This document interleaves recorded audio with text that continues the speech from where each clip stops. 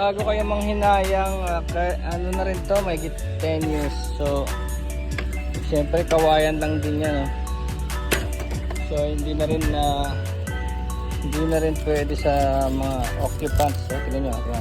Okay. Hindi na rin siya pwedeng lagyan ng tao. Nakakatakot.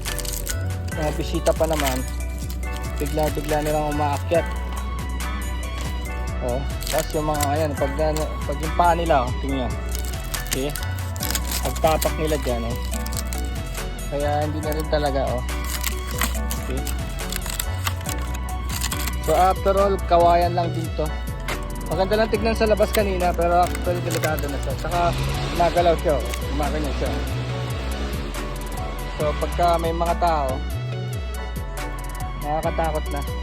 Gusto mo mag-entertain ng guest, pero pag ganyan naman, parang trap yung papasukan nila.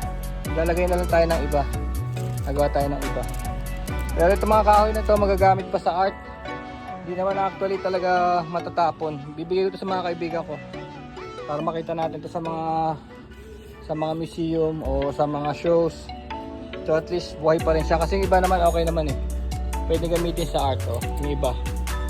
Ibang parts, bibigay ko sa mga kaibigan. Sa Timberks, baka kailangan nyo to. Ibay pa to. Sila Grace, diba Grace gumagamit ka nito?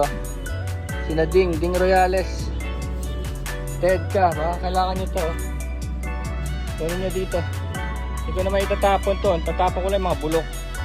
Ito mga bulok tatapon na to. Sobrang bulok na ito. Ito. Pero yung ibang piece nya, okay pa naman. Okay.